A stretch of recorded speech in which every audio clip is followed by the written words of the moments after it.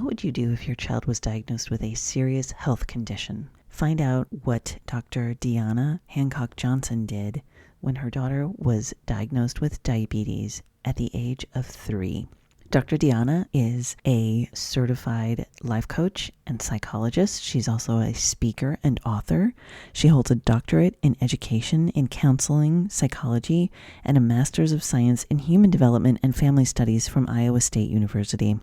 Her undergraduate degree was in psychology and sociology from the University of Oregon, and she is the author of the book Where Did My Half-Brother Come From?, as well as Be Your Own Life Coach, How to Coach Yourself into What You Want. Join us today in welcoming Dr. Dionna to the show for part 1 of this series of 2 podcasts that will help us understand what to do if our child is given a serious health diagnosis.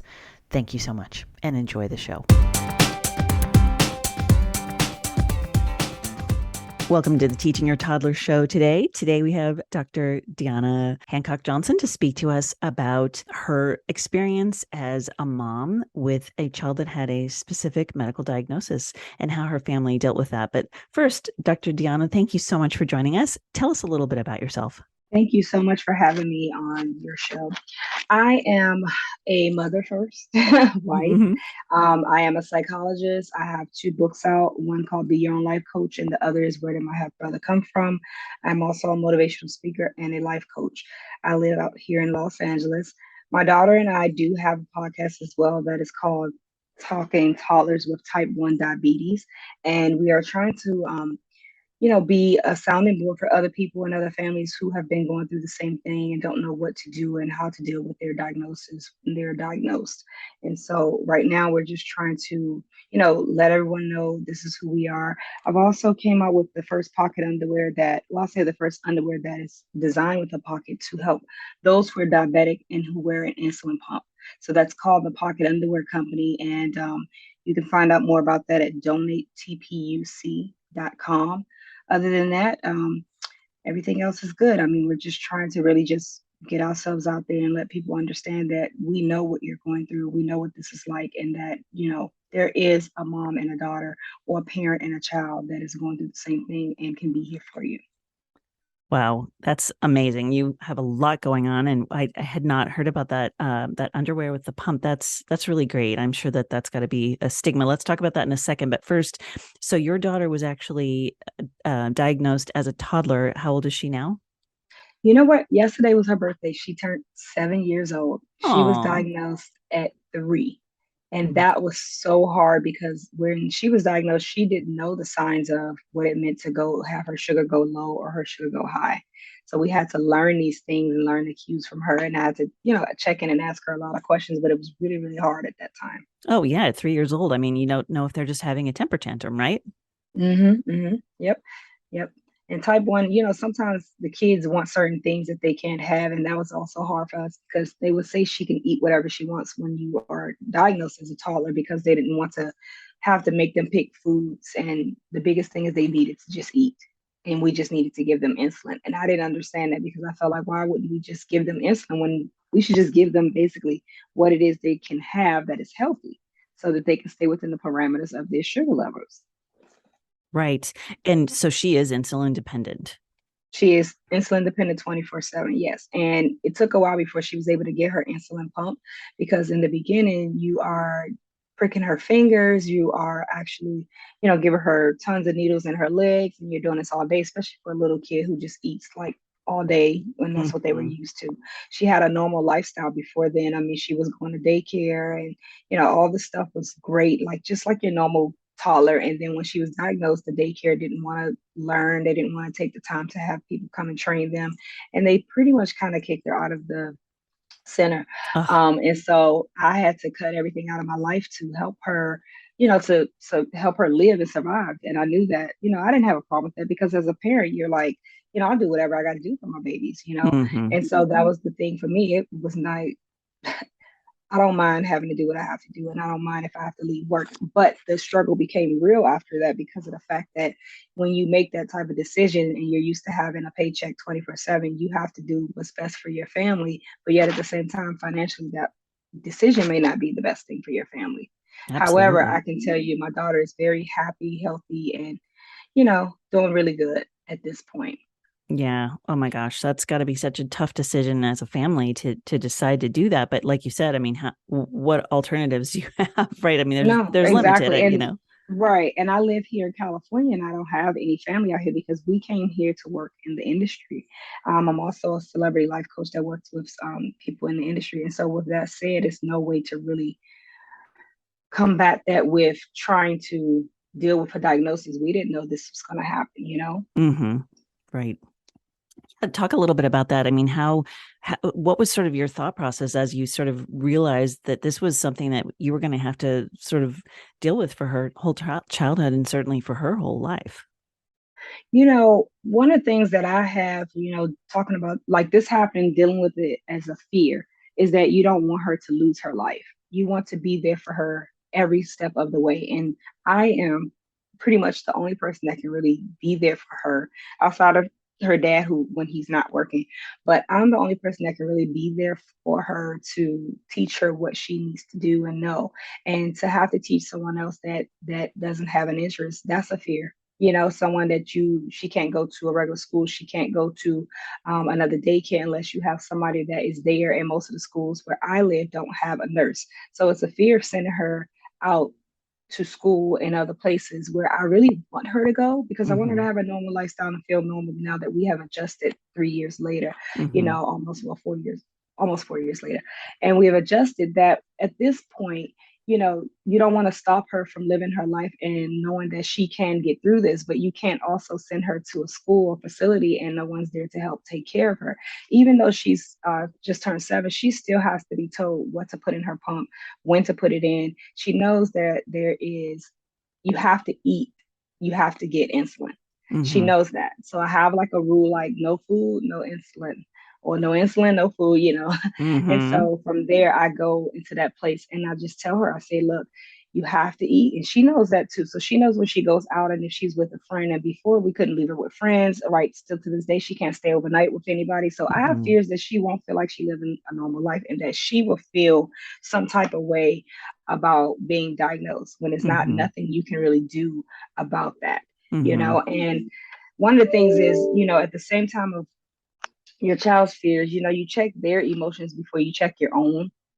Yes. And I would say that we can deal with a lot more these days than our kids. And if we don't check in with them, then there's other things that will kind of lead them into a different perspective. Like they have a lot of resources and stuff. So it's important for the parents to help your child get through their emotions themselves first before you can even think about what you're feeling.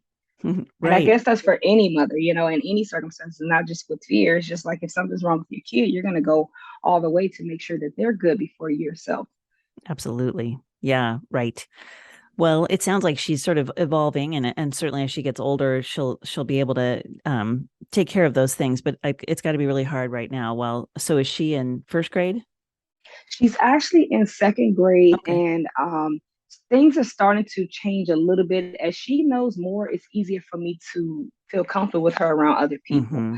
And I actually have also a YouTube channel where I talk about on there what it's like the first time she went to daycare. Then I gave a update on how they kicked her out. And then I gave an update on how she found a new daycare. And then on Mm-hmm. my podcast, Talking Toddlers with Type 1, I have also an episode that was just released, The Fears of a Diabetic Mama, because there's so many things that we think about and it gets better, but it just doesn't feel like it's going to get as good as you want it to be until she's probably much older and she can take over what I'm doing for her. So Mm-hmm. yes, it's still pretty tough. It really Mm-hmm. is hard because no one understands what she's going through.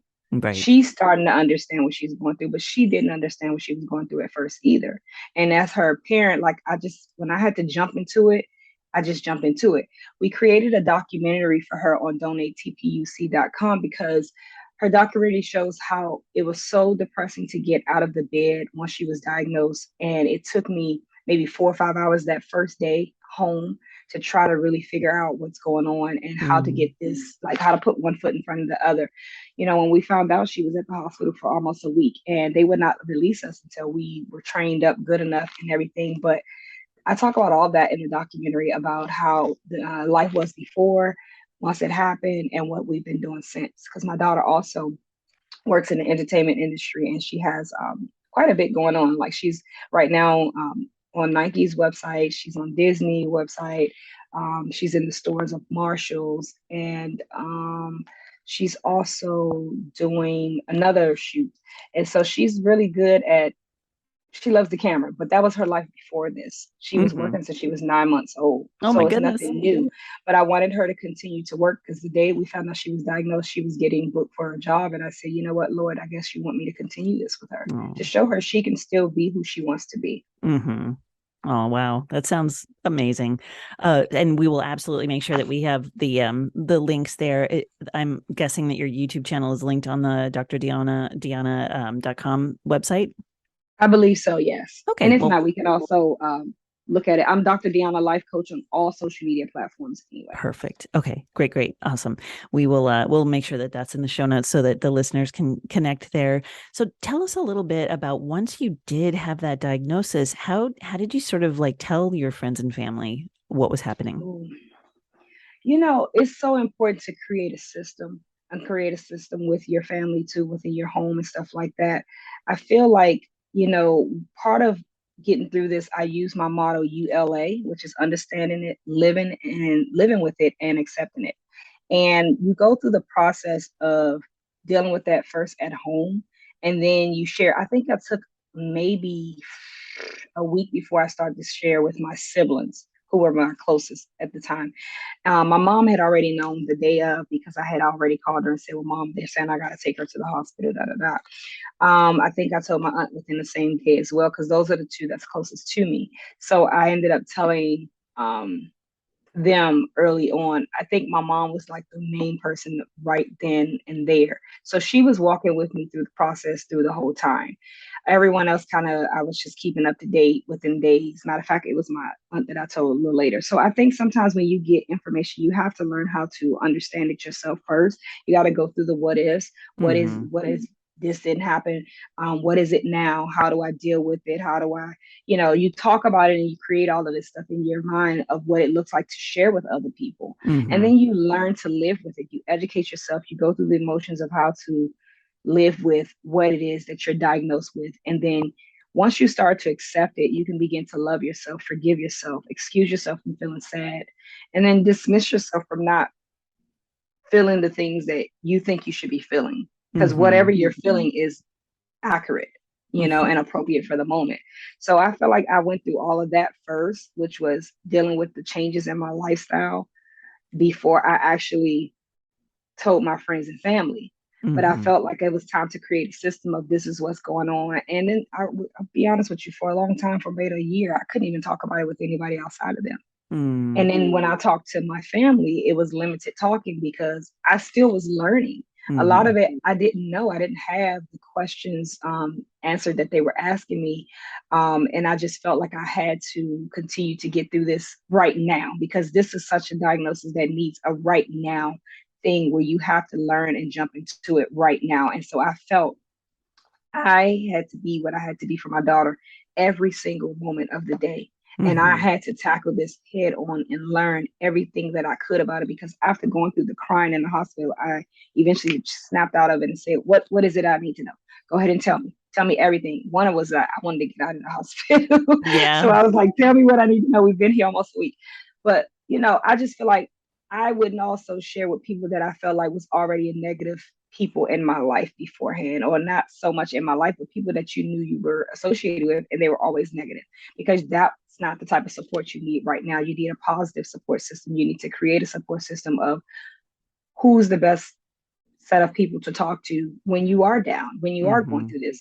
And I think I just didn't rely on that a lot in the beginning because I wanted to get it first. And so whatever works for the mom or the parent, go for it because you need to be who you can be for your child in that moment. Mm-hmm. And so everything else may not work. You may not be able to do all these other things that you used to do the day before. Like literally the day before, we were in the store and my daughter was like, "Oh, I want a piece of chocolate." And I'm like, "Okay, sure." Right. The week after, when we came home, she was in the same store. And I said, "Oh my God, it's so crazy how things have changed within this short period of time." She asked for Mm-hmm. that same piece of chocolate. And I said, "Well, you can't have that." She said, "Well, no, you got to give me a needle."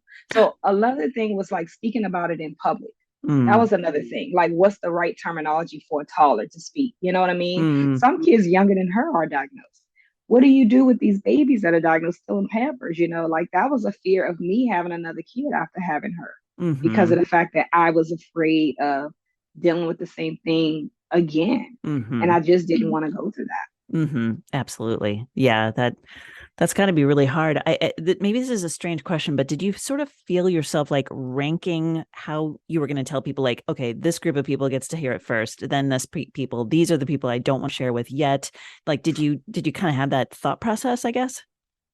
That's a good question. I feel like I didn't rank them, but I knew who would know first and who wouldn't. Mm, You got to remember, so my mom was with me through the process because I had already shared with her what was going on the day of the moment that it was happening. So she was with me the whole time. mm-hmm. My dad has passed away from diabetes as well. And so this was a sore subject for me. And I really was Mm, like losing my mind when she found out. I'm like, how can a kid get this? I didn't even think it was possible. And I mm-hmm. talk about that in the documentary too, because I talk about how I just thought this was something that maybe just adults get. I didn't know Mm-hmm. nothing about type 1 or, I knew my Mm-hmm. dad was type 2, but I Okay. feel like all his symptoms and things that he had, what he was going through reminds me of everything I'm going through with my daughter. So if I could get any sounding advice, it would be so amazing to have that from my dad to this day. But, moving forward, so I spoke to my mom all the time.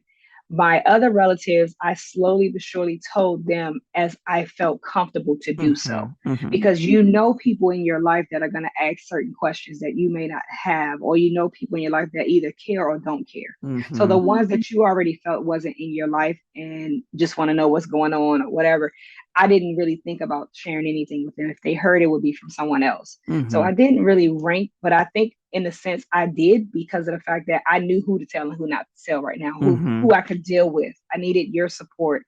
And me being a strong person as I am, I've always been a support system for other people.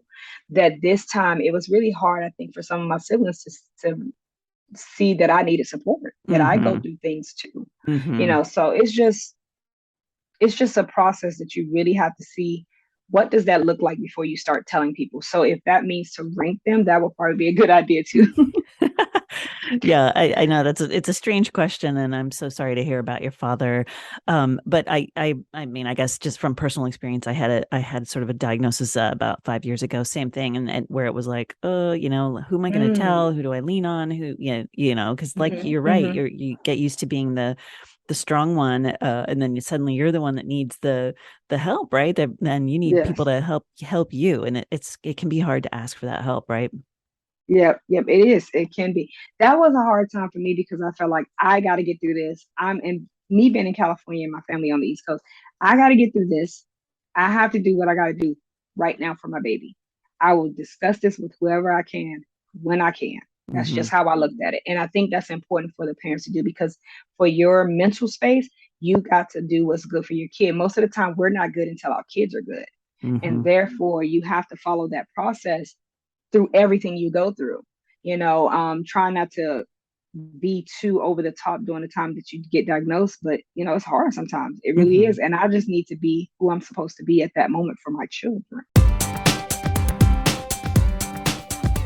That concludes part one of our interview with Dr. Dionna Hancock-Johnson about how to deal with a serious health diagnosis for your child. Make sure and check out part two to hear the rest of the story. Remember to find us on your favorite platform, either Facebook or Instagram or our website, teachingyourtoddler.com.